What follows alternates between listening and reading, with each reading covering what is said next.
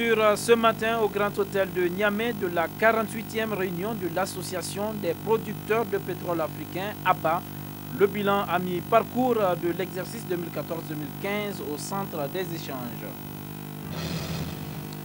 Lutte contre l'insalubrité à Niamey, la mairie centrale envisage des poubelles nouvelle génération. Reportage dans ce journal. Préparatifs de la rentrée scolaire 2014-2015, les librairies par terre, des véritables cavernes d'Ali Baba. Mesdames et messieurs, bonsoir et bienvenue dans cette édition d'information. Début ce matin au Grand Hôtel de Niamey des travaux de la 48e réunion des experts de l'Association des producteurs de pétrole africain, APA. Une rencontre qui va permettre aux membres de l'APA de faire le bilan à mi-parcours de l'exercice 2014-2015. Compte rendu Murtala Zouberou et Sambo Zamou. L'Association des producteurs de pétrole africain APA en mars 2012 au Caire, le Niger a bien voulu s'engager de manière volontaire aux côtés des pays membres dans le combat pour l'intégration africaine et le développement économique du continent. Et cela à travers la promotion de la coopération entre les États membres dans le secteur des hydrocarbures.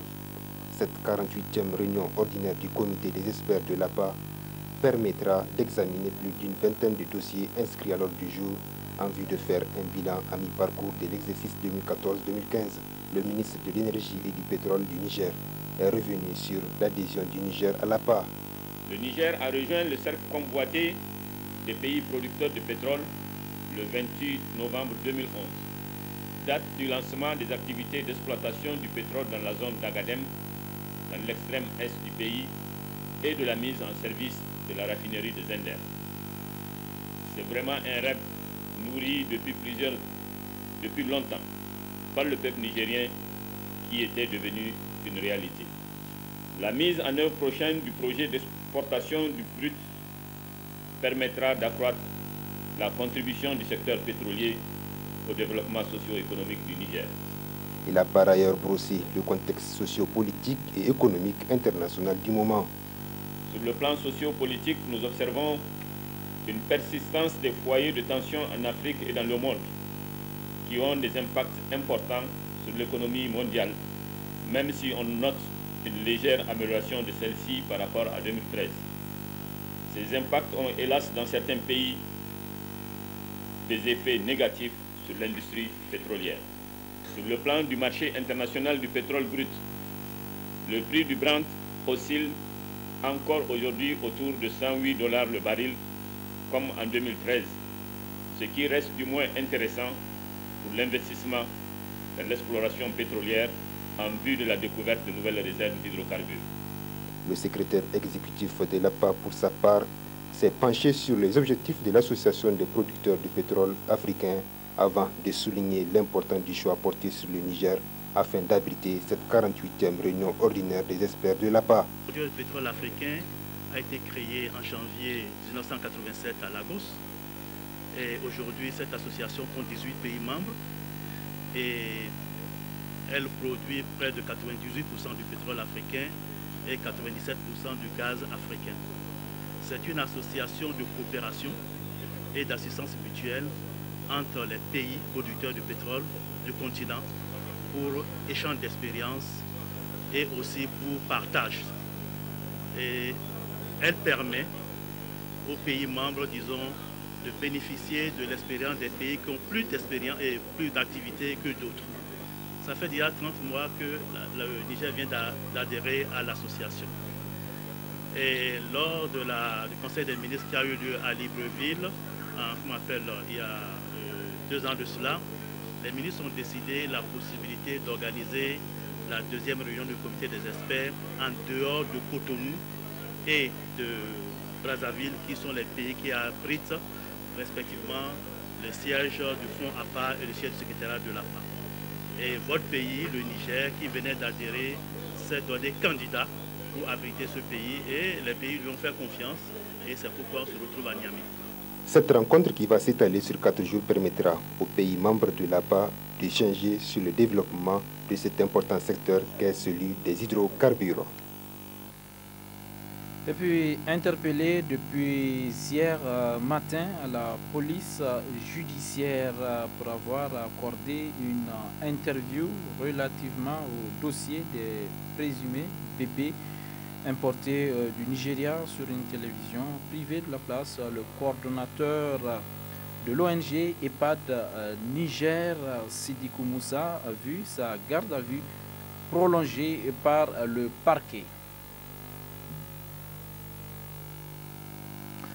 La suite de ce journal, ouverture week-end dernier à Dosso des assises du 2e congrès ordinaire du mouvement socio-révolutionnaire pour la démocratie MSRD d'Amana sous le thème La Renaissance, quelle vision pour le MSRD d'Amana.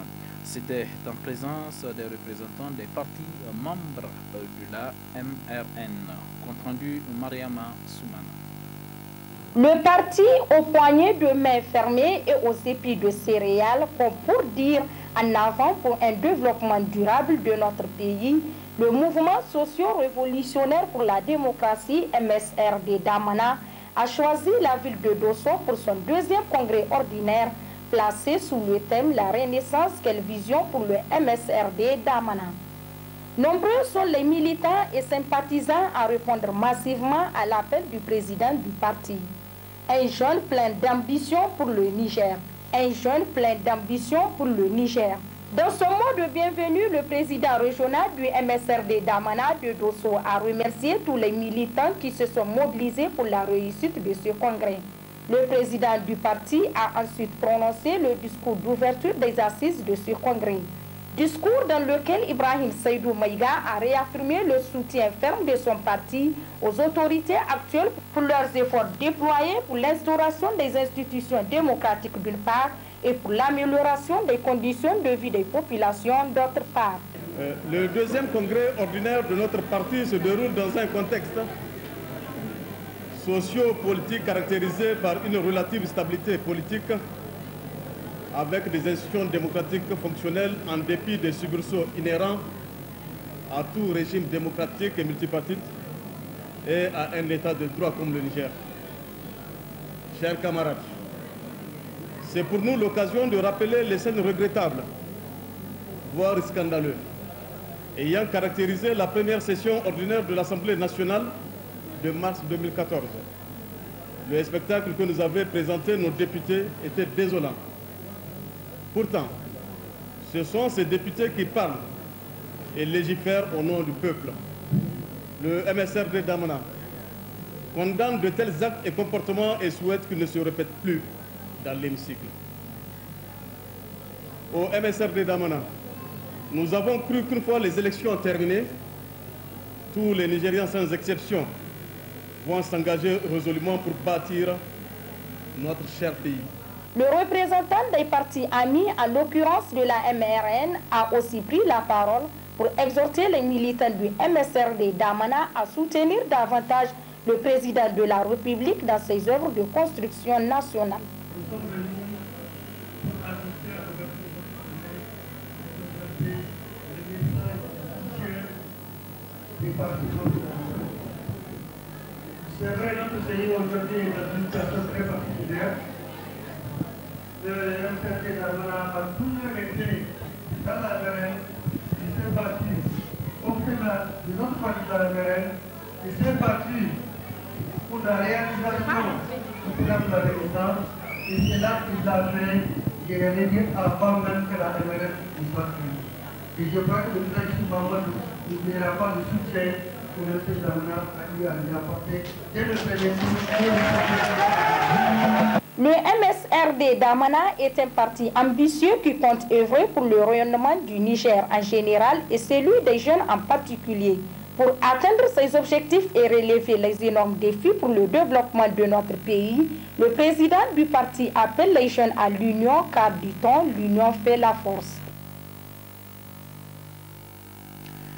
Réunis en atelier de formation en gestion des conflits et en processus de dialogue et médiation, les femmes des 8 régions du Niger ont rendu publique une déclaration. Celle-ci est relative à la mise en place d'un réseau national des femmes pour la paix. Le point avec Madame Abarchi, membre du dit réseau. Nous, femmes nigériennes, issues des 8 régions et réunies en atelier de formation sur la gestion non violente des conflits, processus de dialogue et de médiatisation, organisé par la haute autorité à la consolidation de la paix avec l'appui du PNUD, avec pour thème bâtir la paix avec les femmes et pour les femmes. Faisons la déclaration suivante. Vu notre profond attachement aux valeurs de la paix et de la sécurité, vu que la recherche de la paix est une préoccupation permanente, car aucun développement n'est possible sans une paix durable, vu que les autorités qui se sont succédées à la tête de ce pays n'ont cessé d'accorder une importance capitale à cette cause, car la paix n'est jamais définitivement acquise sans la participation de toutes les femmes et de tous les hommes. Vu que l'engagement de toutes les femmes ici présentes a œuvré sans relâche pour que notre pays, le Niger, soit un havre de la paix, où le vouloir vivre ensemble est toujours plus fort. Nous, femmes leaders, prenons la décision de mettre en place un réseau dénommé Réseau national de femmes pour la paix, RENAPFET, afin d'apporter notre contribution pour la consolidation et le maintien de...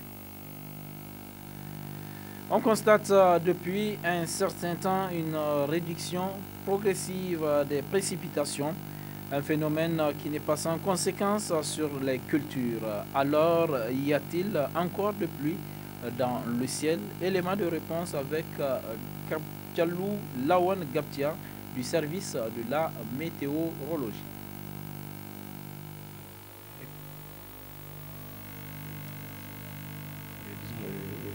Les activités les plus importantes se sont plutôt déplacées sur le nord nigérien. Ainsi donc, il y a eu quand même quelques précipitations ça et là, mais ce n'était pas comme on l'a connu pendant la première décade d'août et la deuxième décade d'août, où les fronts tropicales étaient quasiment à la frontière libyenne, et donc avec un champ renforcé de la mousson, donc, les conditions étaient très favorables au développement du système. Cela dit, je pense qu'on ne peut pas parler de la fin de la saison. Et justement, on va encore continuer à avoir des précipitations. Vous savez, ce sont des choses qui arrivent de temps en temps. Il y a des causes qui sont même lointaines et d'autres donc qui sont proches de nous.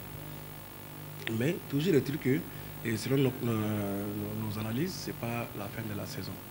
Et si ça arrivait à être la fin, c'est vrai que ce serait catastrophique pour les cultures. Mais ce n'est pas le cas. Et on espère que même cette semaine, il y aura quand même une reprise de ces activités-là sur la bande agricole, et surtout sur le centre et l'ouest du pays. Et des fois même avec de fortes intensités aussi. Autre aspect de ce journal, ouverture ce matin à la Maison des Jeunes et de la Culture Yado Sekou de Niamey du premier congrès ordinaire des agents collecteurs de taxes des municipalités. Sinactam, objectif, débattre des mots qui minent le dit secteur. Compte rendu, Hima Sekou. Place de l'agent collecteur des taxes dans la gestion des municipalités au Niger et perspective, c'est sous ces thèmes que s'est ouvert le premier congrès ordinaire du syndicat national des agents collecteurs des taxes des municipalités Sinactam. Le secrétaire général du Sinactam a dans son discours rappelé les raisons ayant conduit à la création du dit syndicat. Il s'est par la suite apaisanti sur quelques difficultés auxquelles font face son syndicat. En effet, le Sinactam, comme tout autre syndicat, a été créé pour contribuer à l'amélioration des conditions de vie et de travail de ses membres, c'est-à-dire ici les agents collecteurs des taxes des municipalités. Malheureusement, après son congrès constitutif tenu en décembre 2010, le SYNACTAM a été confronté à quelques difficultés. Le partenariat n'a pas été fécond ou équitable sur le terrain. Or, les maires des communes du Niger doivent à l'évidence se convaincre que les agents collecteurs des taxes sont des producteurs de richesses au point de ne pas marginaliser leurs syndicats dans le cadre du partenariat. Tout producteur de richesses aspire au bien-être. C'est pourquoi je dis en ce moment et devant vous tous que les agents collecteurs des taxes doivent être bien traités. Leur dignité doit être respectée. Leurs conditions de vie doivent être améliorées.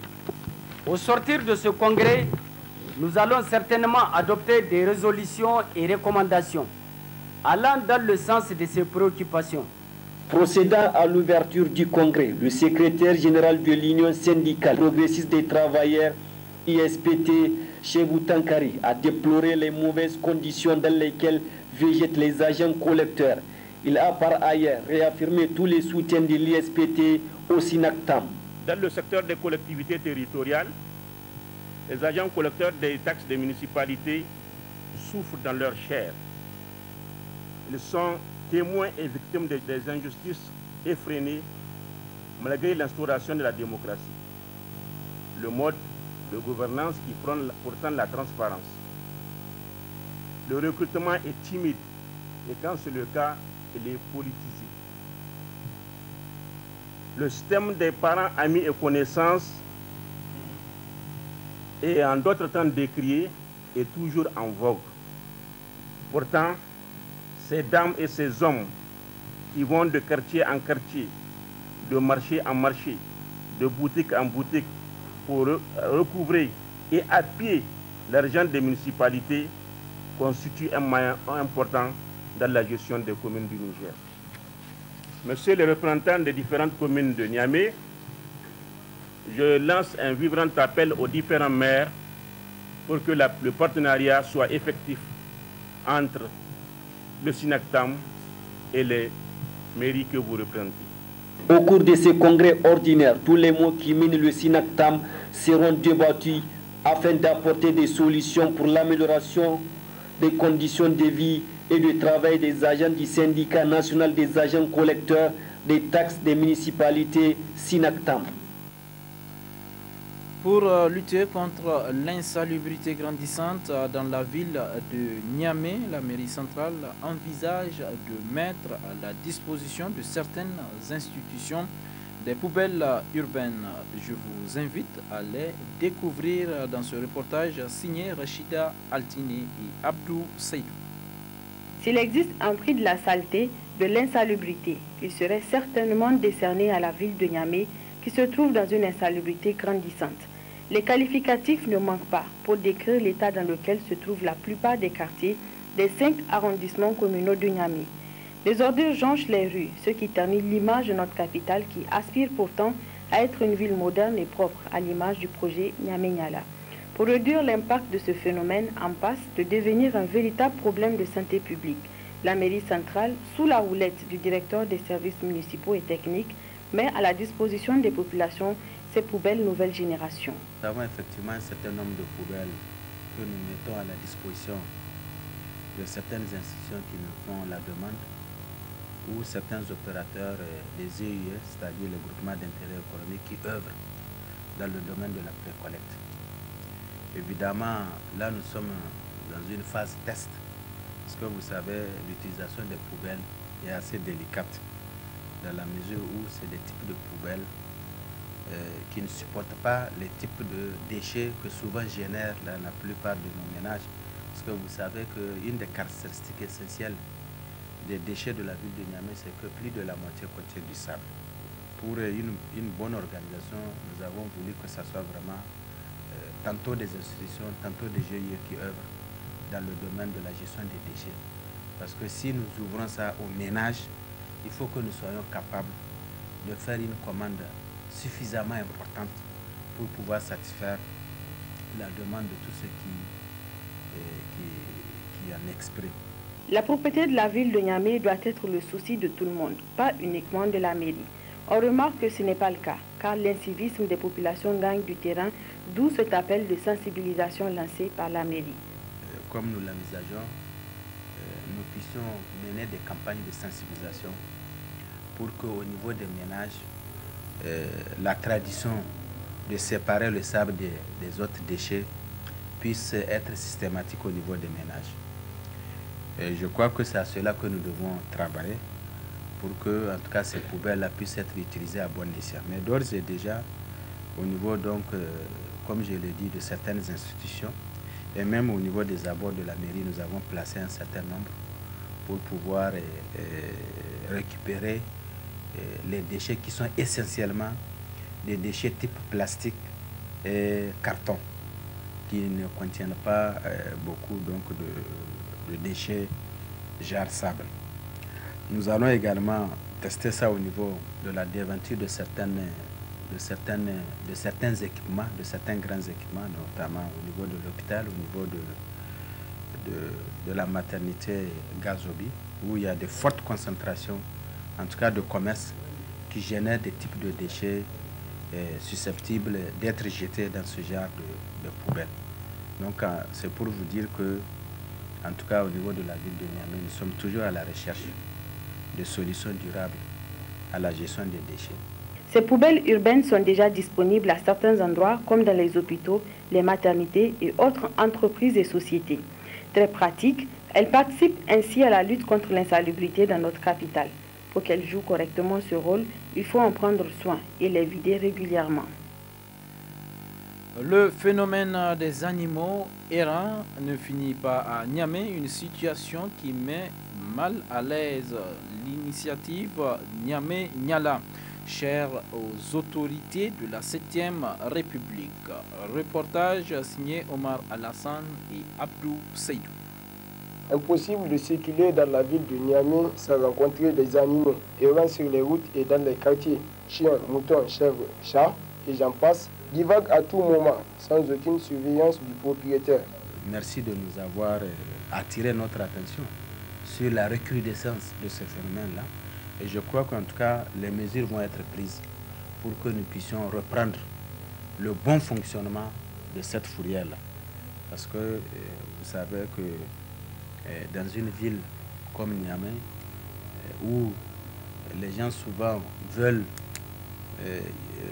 s'adonner à la pratique de l'agriculture et de l'élevage, nous avons toujours attiré l'attention sur le fait que c'est vrai, nous sommes dans une ville africaine. C'est vrai, dans les villes africaines, la notion du primaire et des activités primaires est toujours présente, mais elle ne doit pas se faire, en tout cas au détriment de l'environnement urbain de notre ville.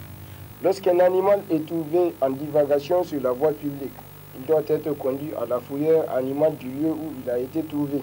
Ce qui veut dire que chaque arrondissement communal doit disposer d'une fourrière apte à l'accueil et à la garde des animaux. Malheureusement, toute la ville de Niamey ne dispose que d'une seule fourrière se trouvant à la rive droite. Mais pour réduire l'impact de ce problème, la mairie envisage de prendre certaines mesures. On envisage d'en créer, mais pour l'instant, en tout cas, on a toujours utilisé la fourrière de la commune 5 pour les 5 communes, puisque bon, on estime quand même que c'est une activité qu'on ne va pas imaginer être de grande envergure. Comme on a coutume de le dire, la liberté des uns s'arrête où commence celle des autres. Au regard des énormes dégâts causés par les animaux errants sans cesse croissants, la mairie doit prendre ses responsabilités en appliquant l'arrêté municipal qui interdit l'errance des animaux dans la ville de Niamey. La rentrée scolaire 2014-2015, c'est dans moins d'un mois pour certains établissements scolaires. Les librairies par terre sont déjà sollicitées par les parents d'élèves. Reportage Hima Sebou, Soumaïla Dandi. Elles sont le secours des parents à l'approche de la rentrée scolaire. Elles, ce sont les librairies par terre. Très lucratives, ces librairies où l'on trouve plusieurs genres littéraires permettent à certains parents d'acheter les fournitures scolaires de leurs enfants à moindre coût. D'ailleurs, selon eux, il n'y a aucune différence entre les librairies par terre et celles classiques. Chaque année, moi, je vais ici pour payer les livres, les fournitures scolaires pour mes enfants. Bon, l'essentiel, c'est d'avoir les fournitures, que ce soit par terre, que ce soit dans n'importe quel mois. L'essentiel, c'est de trouver les livres que je veux. C'est pourquoi je suis venu ici. Abordable ou pas, nous, en tant que parents d'élèves, on est obligé de payer les choses comme ça. On n'a pas le choix. L'appel que j'ai lancé, c'est les parents d'élèves de se procurer les fournitures avant la rentrée parce qu'il peut y avoir pénurie. Et malheureusement, dans ces cas, ce n'est pas vraiment bon que l'élève puisse rentrer sans quelques livres ou cahiers qui manquent. À 2 semaines de la rentrée scolaire, pour le secondaire, ces bouquinistes se plaignent du manque de clients. Cette année, c'est qu'on regarde, on voit que vraiment les gens ils se préparent pour venir, mais comme on a dit que c'est le 15, donc j'espère c'est pourquoi tout le monde se prépare. Parce que pour payer les documents, c'est un marché que tu ne peux pas venir au marché dire tu vas prendre crédit. C'est un marché que quand tu viens, directement tu amènes ton argent ou bien tu amènes des documents des anciens, tu fais le changement. Bon, ça c'est ça que moi je vois. Mais même maintenant, nous on commence à remercier Dieu. Il y a d'autres qui viennent parce que pour l'école, ce n'est pas affaire d'autres choses. Pour faire ton achat de documents, c'est pour toi-même et tes enfants. Ils ont commencé à venir. Ça fait 2 semaines qu'ils ont commencé à venir acheter. Le prix, c'est abordable, vraiment. Le prix, c'est abordable. Ici, on vend et on échange en même temps les livres. Au niveau des librairies par terre, tout revient moins cher aux parents d'élèves. Le marché est donc florissant, notamment en cette période. Seule menace, la piraterie des livres qui risque d'anéantir ce secteur. En attendant, la librairie par terre fait le bonheur des parents et des élèves. La drépanocytose, une maladie qui fait souffrir plus de 4000 Nigériens. Cette maladie héréditaire peut développer un cancer à un certain stade de vie. C'est le cas de cette personne qui risque de perdre ses jambes si rien n'est fait. N'est-ce pas, Omar Hama? La drépanocytose est une maladie héréditaire du sang qui touche des millions de personnes dans le monde. Au Niger, elle touche un Nigérien sur 5. C'est le cas notamment de cet homme, répondant au nom du Mustafana Annabi. Atteint de la drépanocytose SS, il vit avec cette maladie depuis 14 ans. Par manque de moyens, la vie de cet homme est en danger. Selon les responsables du centre de la drépanocytose, 4000 personnes atteintes de cette maladie sont enregistrées au niveau de leur centre. En fait, de quoi s'agit-il? C'est que M. Mustafana Annabi a une des complications graves de la maladie, c'est-à-dire un ulcère de jambe. Cet ulcère de jambe est donc une des complications au niveau de la peau, qui, au tout début, il s'agit juste d'une petite plaie au niveau de la peau, mais qui, au fur et à mesure où ça grandit, avec des infections probables et possibles qui se font à répétition, la plaie s'agrandit et s'agrandit. Et actuellement, nous sommes à 4000 dossiers de malades suivis. Les dossiers, c'est des types comme ça où nous enregistrons tout sur le patient. Et ce sont ces dossiers-là qui nous permettent de suivre le malade. Et je vous dis, nous sommes actuellement à 4000 personnes qui sont régulièrement suivies au centre. Après plusieurs interventions à l'hôpital national de Niamey, dues à l'aggravation de sa maladie, Mustafana Annabi a un seul espoir, les autorités de la 7e République. Je vis avec une drépanocytose forme SS compliquée. J'ai des ulcères de jambe que je traîne. Ça a apparu depuis 2004 aujourd'hui, maintenant 14 ans à peu près. J'ai essayé, on a fait des interventions qui n'ont pas pu tenir. J'ai bénéficié beaucoup de 3 greffes de peau qui n'ont pas tenu. Je la lance à toutes les autorités, au président, au chef de gouvernement, à notre marraine, Malika, parce que c'est la marraine des dépenseurs. Je lance mon appel à tous les bonnes volontés qui peuvent faire quelque chose. Parce que moi, ça fait 10 ans que j'ai laissé tomber tout. Je vis à l'hôpital. J'ai tout laissé tomber. Donc, vous voyez l'état que je vis. Il n'y a pas une prise en charge. Il n'y a pas de prise en charge. Donc, tout est compliqué maintenant. Donc, maintenant, il nécessite une évacuation. Donc, je lance cet appel à toute une bonne volonté qui peut me prendre en charge.